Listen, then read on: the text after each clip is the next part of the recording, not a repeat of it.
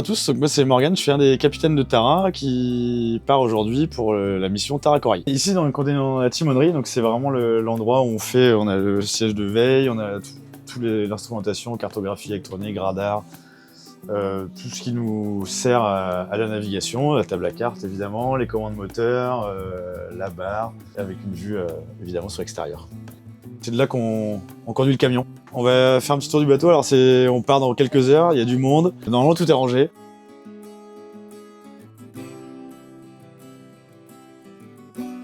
Tara c'est un navire de commerce donc qui fait 36 mètres de long par 10 mètres de large.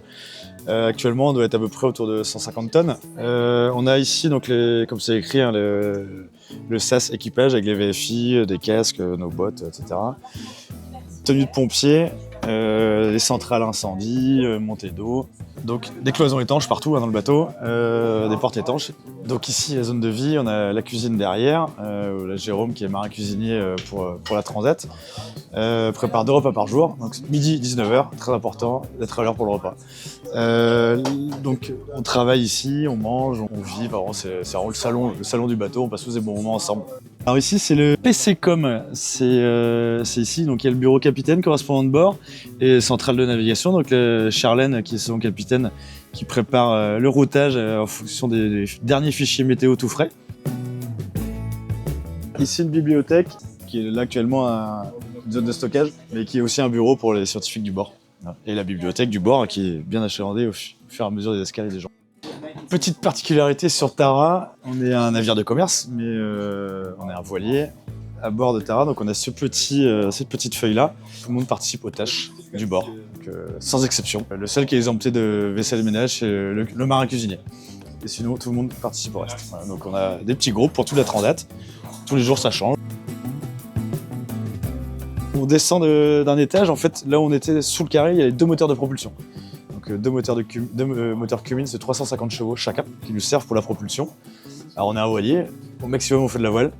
Malheureusement on peut pas en faire que de la voile tout le temps.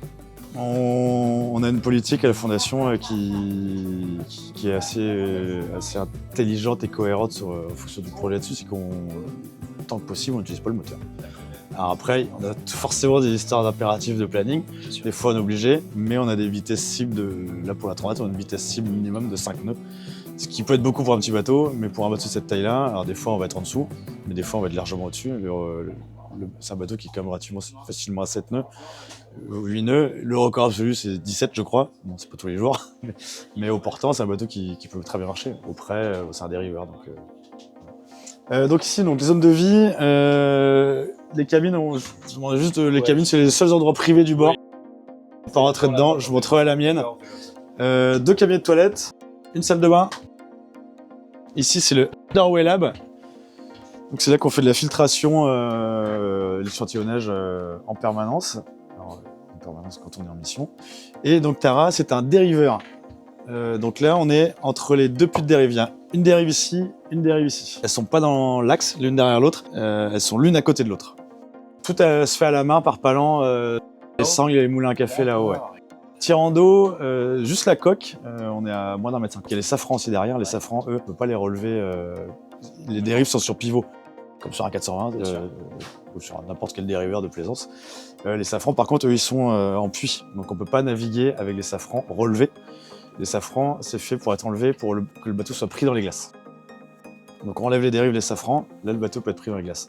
En navigation, on relève jamais les dérives. Par exemple là où on est actuellement, les dérives sont relevées à 2,50 m de tirant d'eau, juste pour protéger les safrans, vu que les safrans sont à 2,50 m derrière. Mais sinon, dérive tout en bas, on a 3,50 m de tirant d'eau.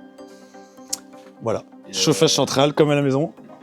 Le bateau, c'est un bateau fait à la base pour les zones polaires, hein, donc il y a le chauffage partout, sauf dans les zones techniques à l'avant et à l'arrière. Tout est chauffé. Il y a 8 cabines doubles, donc on est tous 2 par cabine. Alors celle-ci on peut aller voir, voilà, c'est la mienne, donc c'est tout à peu près les mêmes. Hein. Hop, alors ici, une autre salle de bain, et là on arrive dans la cale avant, qui est Manuel, qui est Bosco à bord de Tara, qui fait les derniers petits rangements avant de partir. Donc ici c'est la cale avant elle a plusieurs fonctions. Alors fonction première très importante, la nourriture. Le bateau part pour 2 ans de France, d'Europe.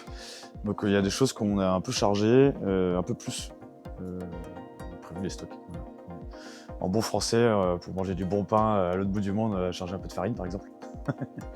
Voilà, donc ici on a congélateur, frigo, fruits et légumes. Tous les bidons qu'il y a ici c'est du sec, donc c'est écrit dessus. Hein. Farine d'hiver, semoule, un petit peu de tout. Sous nos pieds, il y a encore du matériel et de la nourriture. Alors là on part pour une mission plongée, donc on a aussi des bonbonnes spécifiques pour la plongée. On a les vélos, alors ceux-là ils nous servent énormément aux escales. Pour les papiers, les courses, ça il sert vraiment beaucoup. Au-dessus de nos têtes, on a le SPI, donc il y a le SPI asymétrique qui fait autour de 350 mètres carrés.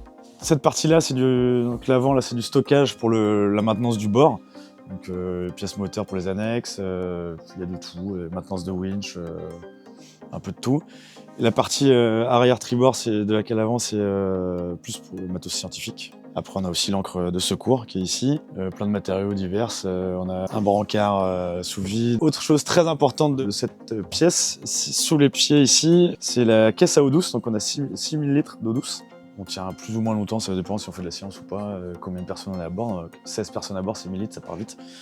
Et on a surtout le désalinisateur qui se trouve derrière. Donc on a tout le système par osmose inversée qui produit autour de 250 litres d'eau douce potable, qui est reminéralisée pour qu'elle puisse être bue. Il y en a qui trouvent qu'elle est bonne, d'autres moins. Alors officiellement, c'est pas un bateau sec, mais là pour la Transat, en mer, il n'y a pas d'alcool à bord. Donc il y a 2 panneaux, un ici et un cale arrière, qui s'ouvrent pour. Alors ça s'ouvre pas en mer évidemment, ça s'ouvre pour charger du matériel, pour avoir des plus grandes ouvertures tout simplement.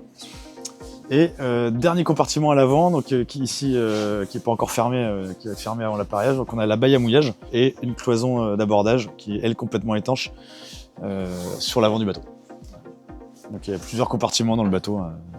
On a 2 moteurs de propulsion, j'en ai parlé tout à l'heure, et on a 3 groupes électrogènes. C'est un navire de commerce, il faut qu'on puisse dissocier complètement en cas d'envahissement ou d'incendie l'avant de l'arrière. Donc ici on a un groupe électrogène, on en a 3 comme celui-là, alors il y en a 2 de 22 kW et un de 27 kW. On peut isoler ou l'avant ou l'arrière. Pleine capacité, on peut charger 49 000 litres de HVO. Voilà, là on tourne pas sur ça, c'est vraiment au maximum de capacité de stockage. En navigation, on tient autour de 5-6 heures sous batterie. Ouais. Sous pilote, avec tout est comme sur convertisseur. Hein. Tout est sur convertisseur, il n'y a pas de problème. Et on peut même tenir plus au mouillage, par exemple, la ligne, tout éteint, avec le minimum, les instruments, etc. On tient beaucoup plus longtemps. On va vite faire un atelier. Donc l'atelier, avec Alexander qui est scientifique à bord, et Youn qui est artiste, il fait des petits dessins de tout ce qui se passe à bord.